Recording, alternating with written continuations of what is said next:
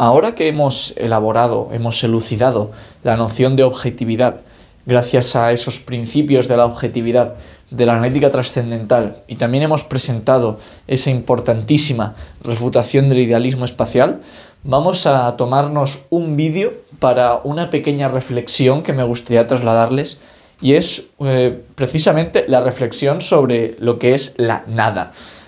No estoy intentando tomarles el pelo, ni estoy intentando plantear un debate más literario que filosófico, sino que realmente en este vídeo vamos a plantearnos a qué nos vamos a referir por nada, o qué nociones de nada nos puede brindar la analítica trascendental. Así que la primera pregunta que uno se puede hacer es ¿por qué tendríamos que hablar de la nada en primera instancia? Pues bien, si la analítica trascendental nos ha provisto de una noción de objetividad, pues estaría bien que planteásemos una noción de no objetividad, o sea, que planteásemos esos límites, esa frontera de la noción de objetividad. Además, al final, la nada es precisamente una no cosa, ¿no? O sea, de hecho, en inglés, nada es literalmente ninguna cosa, ¿no? Nothing, no cosa. Y en español no tenemos esa misma expresión, pero yo creo que todos tenemos esa noción de nada, como que no hay una cosa, que hay un objeto que no está, ¿no? No hay cosas, no hay ningún elemento, como lo queramos ver. Así que, ¿cuál es la guía que deberíamos seguir para poder elucidar de manera sistemática y rigurosa la noción o las nociones de nada? Pues después de todo lo que hemos hecho en la analítica trascendental, debe quedar completamente claro cuál es la guía para plantear estas nociones de nada, y es precisamente las categorías. Las categorías son la estructuración intelectual de la objetividad de nuestro sujeto trascendental. Así que las propias categorías nos van a brindar también las nociones de no objetividad, las nociones de nada, de que no haya ninguna cosa. Y por lo tanto vamos a seguir estas categorías, vamos a seguir la tabla y la estructura de las categorías para encontrar también las nociones de nada de la analítica trascendental, un poco el colofón de todo lo que hemos estado estudiando en los vídeos anteriores. Bien, pues la tabla es esta que estoy presentando aquí. Ahora iremos una por todas estas nociones de nada, pero al menos para tener una visión global está bien que en algún momento presente esta tabla de manera más holística. Así que bueno, tenemos las 4 cabeceras que siempre están presentes cuando hablamos de las categorías, porque son las cabeceras de las funciones lógicas del entendimiento, ya volviendo a los inicios de la analítica trascendental, una vez más. Y tenemos pues cantidad, cualidad, relación y modalidad. Y a cada una le acompaña una noción de nada. Y ahora veremos exactamente la estructura que tienen estas nociones de nada. Para la cantidad, la noción de nada asociada es el ens rationis o ente de la razón. Y la explicación que he escrito aquí, ahora la elucidaremos, es cosa imposible de una concepción. Es la concepción de una cosa que es imposible. Bien, en segundo lugar está la cabecera de cualidad, y su noción de nada asociada es el nihil privativum, es la nada privativa, la cosa vacía de una experiencia. En tercer lugar, la cabecera de relación tiene como noción de nada asociada el ens imaginarium, el ente de la razón, cosa vacía sin experiencia. Y finalmente, en la cabecera de modalidad tenemos la noción de nada nihil negativum, nada negativa, cosa imposible sin concepción. En esta tabla yo creo que todos pueden reconocer un montón de estructura y de patrones que precisamente vamos a explicar en este vídeo de manera más detallada, pero antes de nada me gustaría comentar que 2 de estas nociones de nada se llaman entes, ¿no? Ens. Está el ens rationis y el ens imaginarium, ente de la razón y ente de la imaginación. Y por otro lado hay 2 de estas nociones de nada que se llaman, de manera yo creo que poco sorprendente para cualquiera, nada, nihil en latín, ¿no? Tenemos la nada privativa, el nihil privativum, y la nada negativa, el nihil negativum. Bien, pues vamos a intentar explicar estas nociones de nada siguiendo esa misma estructura de, primero, los 2 entes, o sea, el ente de la razón y el ente de la imaginación, y, por otro lado, el nihil, las 2 nociones de nada, ¿no? El nihil privativum y el nihil negativum. Y también en la derecha, en las explicaciones, vemos que tanto el ens rationis como el nihil negativum, son imposibles, mientras que son cosas imposibles, mientras que el nihil privativum y el ens imaginarium son cosas vacías. Y vemos que en ellos aparece pues lo que es imposible es o de una experiencia, o de una concepción o sin concepción, o de si es una cosa vacía, de una experiencia o sin experiencia.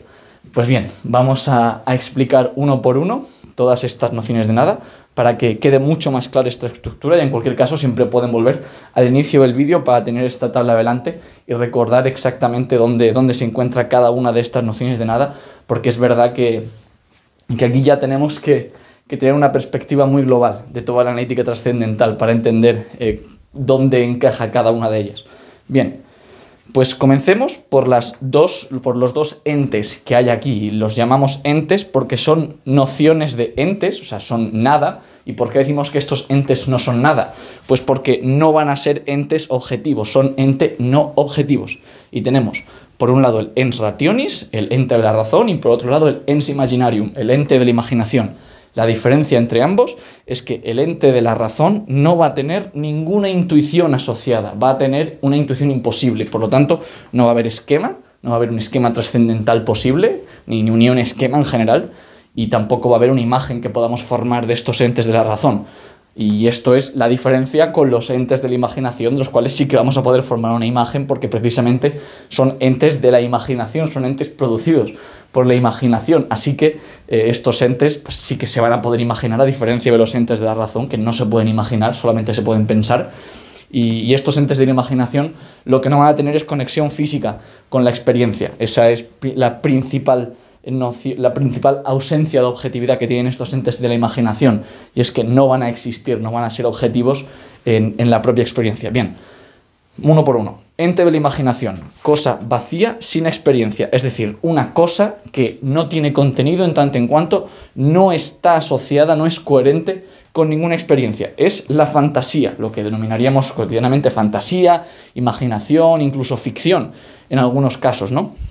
Es la concepción de una cosa que es representada en la imaginación reproductiva. Realmente representamos esa cosa mediante imágenes en esa imaginación reproductiva, en el sentido interno, en algunos casos, si lo quieren ver así, pero que no es coherente con la experiencia. Y esto de la coherencia de la experiencia nos tiene que retrotraer al segundo principio del entendimiento empírico en general, el principio de la existencia actual, por el cual la existencia actual tenía que ver con esa coherencia de la experiencia precisamente mediante las sensaciones, mediante la materia, las condiciones materiales de la misma, ¿no? Y aquí es donde vamos a encontrar pues a nuestros amigos, las ficciones, los sueños, las alucinaciones, los espejismos. Son todas esas cosas que uno se imagina que están ahí, pues ya sea porque estás en una ensoñación, porque está teniendo un espejismo, por lo que fuese, pero que no están conectadas físicamente con nada, no son objetos que existan realmente, son simplemente entes que nos estamos imaginando. Y yo creo que el paradigma de esto de los entes de la imaginación, de la fantasía, es precisamente Don Quijote de la Mancha, ¿no? Y aquí vemos un pequeño dibujo de Don Quijote enfrentándose a esos monstruos que él creía que los molinos que vio eran monstruos, y realmente no lo eran, ¿no? Era su imaginación la que le llevó a inventarse tal ficción, tal fantasía. No había tales monstruos. Eso no eran los objetos que estaba viendo algunas cosas, ciertamente, pero esos monstruos no existían. Por lo tanto, esos entes que él se imaginaba no tenían ese carácter de objetividad, y en ese aspecto decimos que no son nada objetivo, nada existente. Así que las compatibilidades, ahora vamos a ver en todas estas nociones de nada esto de las compatibilidades, cómo funciona, pero básicamente he puesto como tres capas, luego al final esto se entenderá un poco mejor, tres capas de digamos, realidad, de objetividad que se han presentado hasta ahora en la analítica trascendental, que van a ser las que nos permitan identificar en qué estadio se encuentra esta noción de nada. Pues bien, los entes de la imaginación son compatibles con la lógica universal, evidentemente son concepciones no contradictorias. Los monstruos, los gigantes de Don Quijote son lógicamente posibles, ¿no? Son compatibles con la imaginación productiva, precisamente por eso son entes de la imaginación, porque podemos producir esas imágenes. Y lo que son incompatibles, o sea, podemos tener una concepción y una intuición de los mismos, pero con lo que va a ser incompatible es con la coherencia de la experiencia. No están conectados realmente con los objetos de la experiencia de una manera causal, ¿no? De una manera física, y por lo tanto son inexistentes. De ahí que digamos que no son nada. Es la noción de nada de los entes de la imaginación, que a pesar de ser entes, ahora veremos por qué los llamamos entes, no existen, no tienen carácter objetivo. Bien, por otro lado tenemos los entes de la razón, que van a ser cosas imposibles de una concepción, es decir, vamos a tener la concepción de una cosa, pero esa cosa va a ser imposible. ¿Y cómo denominamos a estos entes de la razón también? Noúmenos.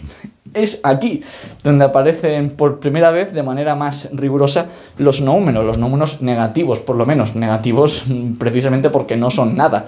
Y recordemos que la palabra noúmeno se empleó para referirse a los noúmenos positivos, los cuales eran las cosas intuidas por medio de una intuición intelectual, las cosas a las que se refería una intuición intelectual. Pero como no tenemos intuición intelectual, pues los noúmenos, pues no hay ningún noúmeno positivo, ¿no?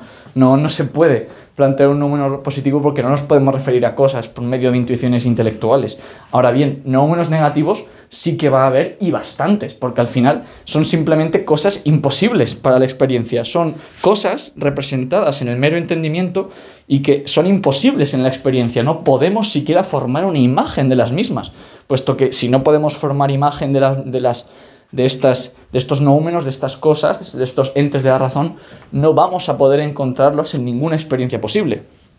Así que aquí he puesto una pequeña lista de noúmenos, aunque en la dialéctica trascendental nos vamos a encontrar con bastantes noúmenos, así que no se piensen que esto es todo lo que se va a discutir de los noúmenos negativos. Pues tenemos, por ejemplo, los espíritus, o sea, esos entes con intelecto, pero que no tienen extensión, ¿no? Que no tienen cuerpo. Pues está el típico ejemplo, Dios, el alma, los ángeles, ¿no? Que son entes sin cuerpo, pero con intelecto. También tenemos los entes tetradimensionales, pues un ente de 4 dimensiones, no me lo puedo imaginar, ¿no? Siempre se dice mucho que lo puedo proyectar en 3 dimensiones, pero claro, ya no es el ente de 4 dimensiones. El ente de 4 dimensiones no se puede imaginar, es incompatible con las leyes con los axiomas de la intuición espacial. Los entes con libertad absoluta, el libre albedrío, que se suele decir la independencia absoluta de los hechos futuros o de los hechos futuros de los accidentes futuros de un objeto respecto a los accidentes pasados. Pues eso es incompatible con las leyes de la experiencia, es incompatible con la imaginación productiva. Por lo tanto, son todos estos entes que tengan libertad absoluta, tienen que ser noúmenos negativos, tienen que ser esos entes de la razón. Entes simples, mónadas, o incluso tanto los entes simples como los entes infinitos, ambos son noúmenos, puesto que no se pueden dar en ninguna intuición sensible, tanto una cosa infinita como una cosa que no tenga partes, no vamos a poder encontrarlo nunca, porque para toda región del espacio y del tiempo que podamos imaginarnos, siempre vamos a poder imaginarnos una región del espacio y del tiempo que sea más grande. Nunca es finito, pero tampoco, nunca es infinito, quiero decir, pero tampoco podemos imaginarnos una región del espacio o del tiempo que sea la más pequeña.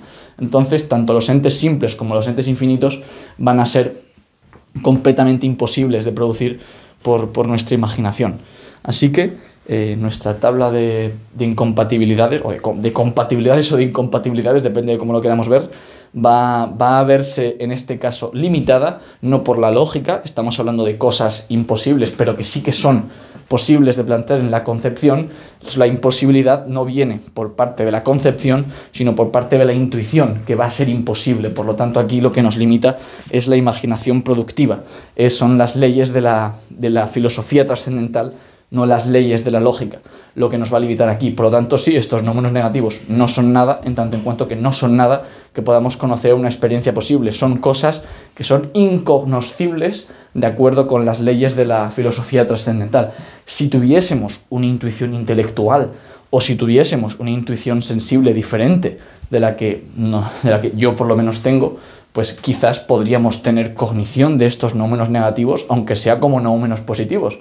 Pero desgraciadamente no es el caso y por lo tanto a efectos de esta lista de reproducción todos los noúmenos negativos se mantienen incognoscibles, a diferencia de los entes de la imaginación, que a pesar de no existir, podrían ser cognoscibles. Podría darse el caso que nuestros sueños luego se diesen en la realidad. No es incompatible con la filosofía trascendental.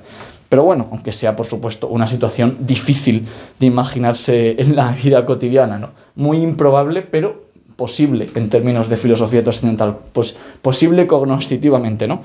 Bueno, una pequeña nota y tiene que ver con por qué denominamos entes a estas dos nociones de nada, ¿no? Si no son nada, ¿por qué decimos que son entes?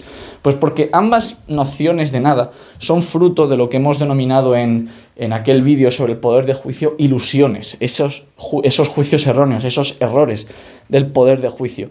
Bien, pues estas ilusiones eran de dos tipos. Si se hacía un uso trascendental de las categorías, era una ilusión trascendental.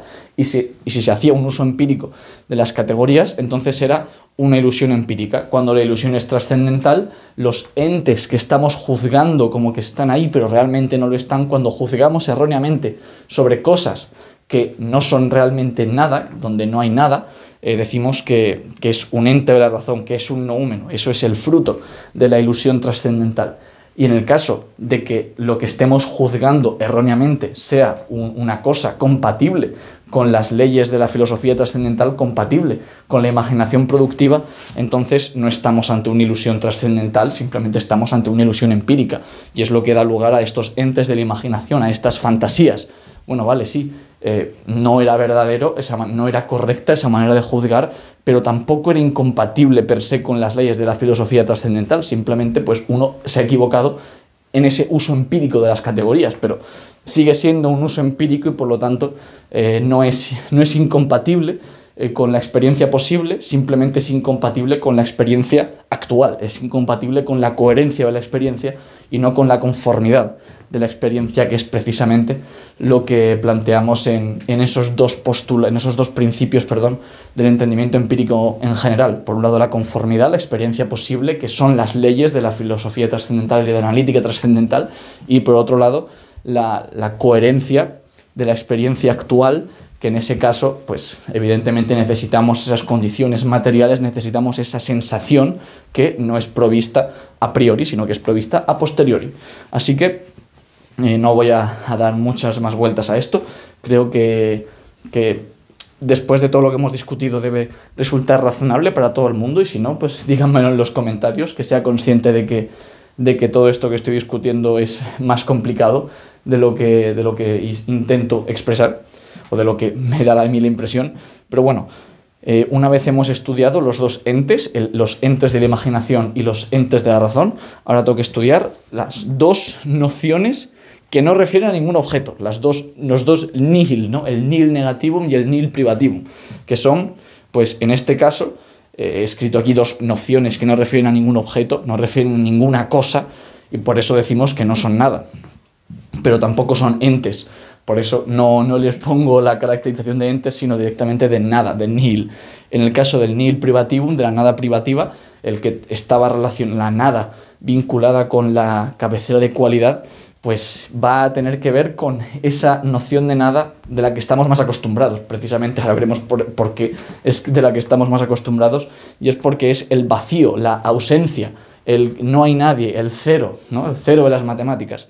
Y por otro lado está el nihil negativum, que estaba asociado a las cabeceras, a la cabecera de modalidad, que va a ser la nada más completa, la completa nada de la filosofía trascendental, ¿no? Va a ser la contradicción, el absurdo, que no va a ser compatible con nada de lo que hemos presentado hasta ahora en esta lista de reproducción, y incluso en las listas previas de reproducción de la lógica universal. Pero bueno, vayamos una por una. En primer lugar, el nihil privativum, la nada privativa, va a ser la cosa vacía de una experiencia. O sea, tenemos una experiencia, es una experiencia actual, en la cual no hay nada. O sea, es una experiencia vacía, si lo queremos ver así. Es la ausencia de cosas, es el conjunto vacío, el cero, el número cero de objetos, ¿no? Pues recordamos en esas categorías de cualidad, sobre todo cuando las aplicábamos en la experiencia, en esas anticipaciones de la percepción, teníamos la sensación que vinculábamos con la realidad, y cuando nos privábamos de esa sensación teníamos la negación, el cero, cuando ya no hay una sensación, porque la sensación, recordemos, no era no era algo necesario, era una intuición, era algo contingente y por lo tanto se podía quitar sin estar contradiciendo las leyes de la intuición sensible, ¿no? Por lo tanto, o de manera análoga, cuando hablemos de objetos de la experiencia, pues por ejemplo, 3 personas, 2 ordenadores, en general, cosas, ¿no? Una luz, un color, una sensación de calor o de frío, siempre que tengamos una realidad asociada a esa cualidad de estar presente, de estar ahí, ¿no? De una realidad, de algo. Pues cuando privamos ese algo, cuando privamos esa afirmación objetiva y, digamos, ausentamos a los objetos, no tenemos nada, tenemos el vacío, ¿no? Pues hemos privado, hemos eliminado esos objetos de ahí y ya pues no queda nada. Pues esa noción de nada tan digamos, habitual, tan cotidiana, tan evidente, es que es precisamente la noción de nada que sustenta el número 0, ¿no? Pues ¿qué es el número 0? Sobre todo cuando, por ejemplo, hablamos de números naturales, pues que no hay nada, ¿no? Pues el conjunto es el cardinal del conjunto vacío, no hay ningún elemento en el conjunto. Pues bien, esto es precisamente la nada privativa. El nihil privativum es la noción de nada. Yo creo que todo el mundo tiene en mente cuando se habla de nada. De hecho, probablemente cuando dije que vamos a presentar las nociones de nada, todo el mundo debió pensar en el nihil privativum y todas las demás nociones de nada quizá para muchos sobran o no los considerarían que son nada, sino que son pues otra cosa diferente, no objetividad, ¿no? Las nociones de no objetos. Pero bueno, vamos una vez más a presentar esta jerarquía de compatibilidades, y es que el nihil privativum va a ser compatible con todo, ¿no? Compatible con la lógica universal, como no puede ser de otra manera. El 0 no es una contradicción, el conjunto vacío no es una contradicción, es compatible con la imaginación productiva. Por supuesto que nos podemos imaginar que no haya ningún objeto, que no haya nadie en la habitación, que no haya ninguna televisión en una casa, y es compatible con la coherencia de la experiencia. O sea, es precisamente la no existencia. Podemos decir que se da en la experiencia, que no existe esta cosa, porque precisamente el nihil privativum es la no existencia de algo, ¿no? Es que hay 0 elementos, que el conjunto está vacío, que no hay nadie en ese territorio, en ese lugar. Por lo tanto, pues lo dicho, es la noción de nada más permisiva de todas, ¿no? Bien, pues el contraste, ¿no?, del nihil privativum, siendo la noción de nada más habitual, va a ser el nihil negativum, que es la noción de nada más completa, más absurda, más literal, el que no es nada, porque no solamente no hay nada, no hay ningún objeto, sino que no podemos pensar nada. El nihil negativum es la cosa imposible sin concepción. No hay concepción. La cosa es imposible porque no podemos formar siquiera una concepción de esa cosa. ¿Y cuál es la condición para que no podamos formar una concepción? Pues que esa concepción sea contradictoria. Es decir, la contradicción, el absurdo, lo impensable, lo ininteligible. El nihil negativum cumple todas las condiciones para que no se hable demasiado de él, la verdad. O sea, de hecho, a mí me cuesta incluso bastante presentarlo en vídeos como este, porque es un tema del que mejor no hablar. Es lo más parecido a la nada absoluta que algún filósofo dogmático o algún metafísico trascendente podría plantear en algún momento, ¿no? Pues si tenemos un sujeto, una concepción sujeto, y de la misma concepción sujeto predicamos 2 predicados contradictorios, pues estamos teniendo un problema. Estamos teniendo un problema porque ahora tenemos pues una nueva concepción, que es la que se forma al, digamos, plantear este juicio. Supongamos que estos 2 juicios son analíticos, es decir, que realmente de la concepción de S, en la intención de la concepción S, está P y está también no P. Está el predicado contradictorio, está P y el predicado contradictorio de P. O sea, tenemos una concepción cuya intención tiene predicados contradictorios. Pues si eso es así, esta concepción es imposible.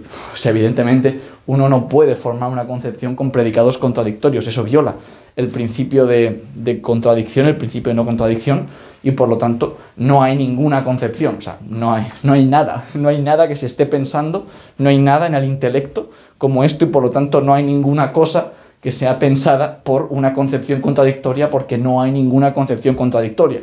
Y así que el nihil negativum es un poco la imagen especular del nihil privativum. El nihil privativum es la concepción de que no hay nada de que realmente en la experiencia no hay nada, y aquí es que no hay nada porque no hay ninguna concepción que refiera a nada, porque la concepción es imposible.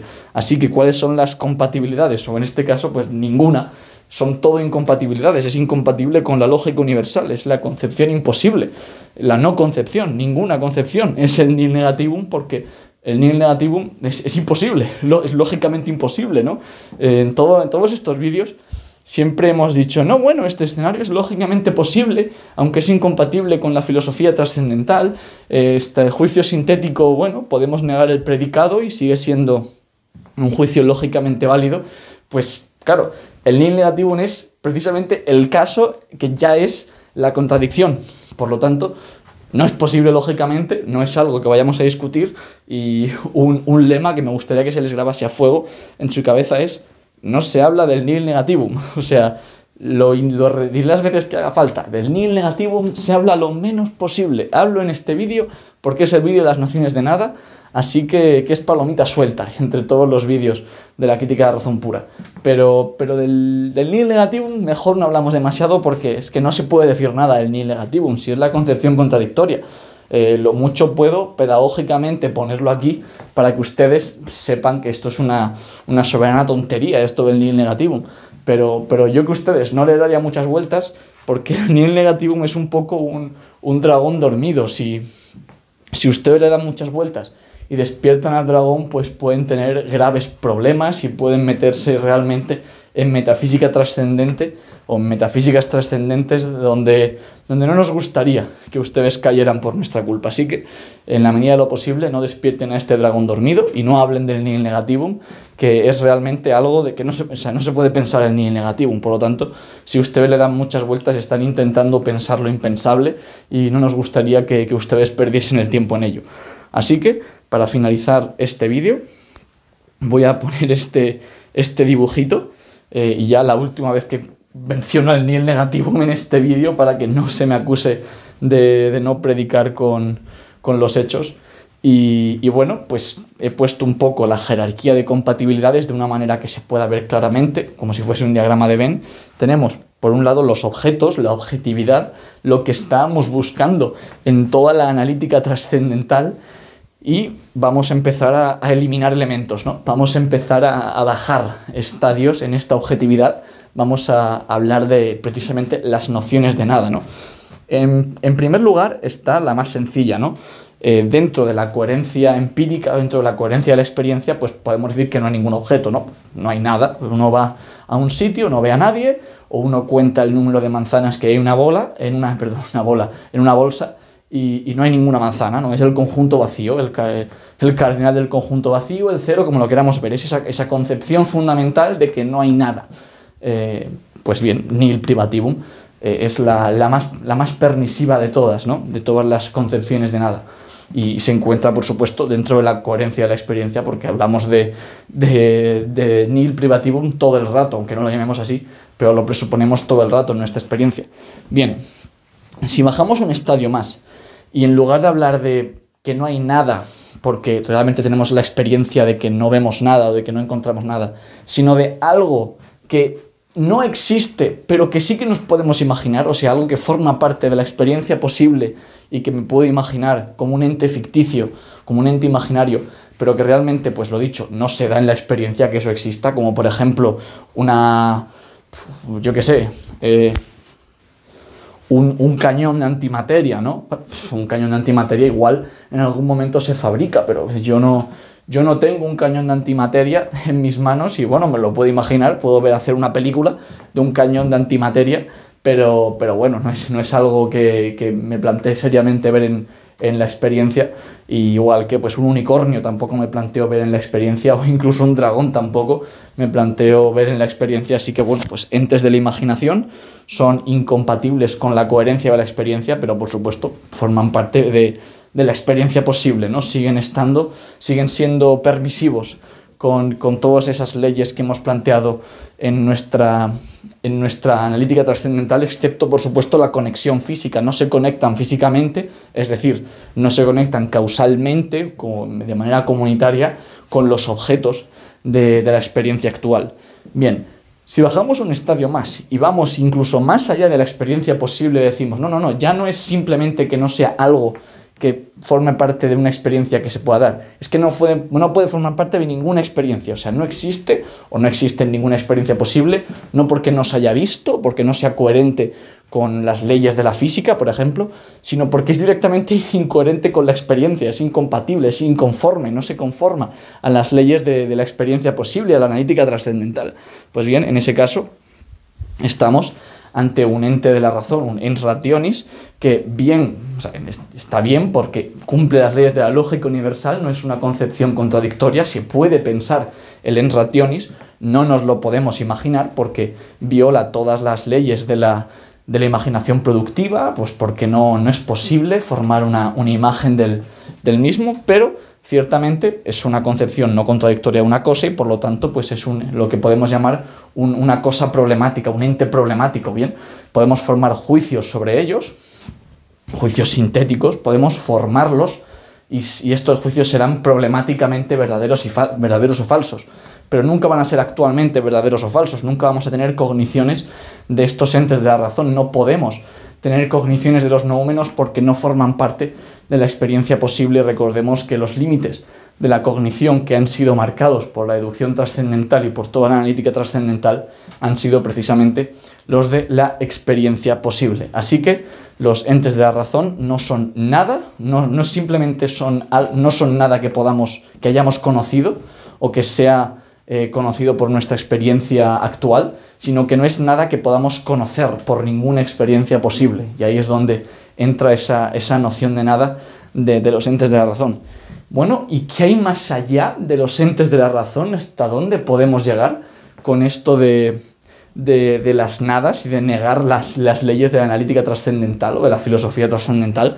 Pues el límite más absurdo es el nihil negativum, que aquí he pintado un dragón. Recordemos que el nihil negativum no se habla y está pues fuera de la lógica universal, ¿no? Ya es un poco, pues bueno, ya éramos pocos y parió la abuela, ¿no? Que decimos en España. Pues bueno, pues sí, el nihil negativum es incompatible con la lógica universal y por lo tanto pues no es que no lo vayamos a ver nunca, sino que tampoco lo vamos a pensar nunca.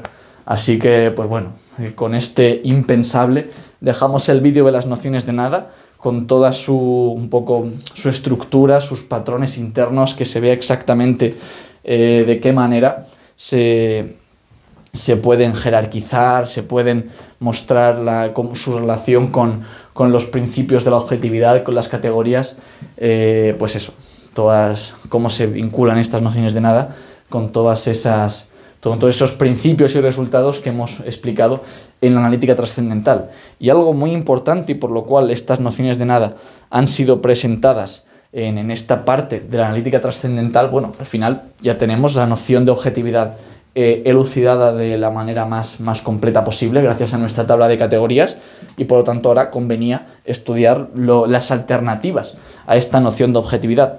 Pues bien, en el próximo vídeo vamos a presentar la famosa distinción entre fenómeno y noúmeno, puesto que ya tenemos los noúmenos como elementos de nuestro sistema de filosofía trascendental. Al final acabamos de presentar a los noúmenos en este vídeo como entes de la razón, esos noúmenos negativos, y ya es hora de que como buen curso de la crítica de la razón pura, pues se presente de una vez por todas oficialmente la distinción fenómeno-noúmeno al final de esta analítica que nos ha permitido estudiar de manera completa y sistemática esa noción de objetividad para la experiencia posible. Así que nos vemos en el próximo vídeo para hablar de el fenómeno y el noúmeno. Un saludo.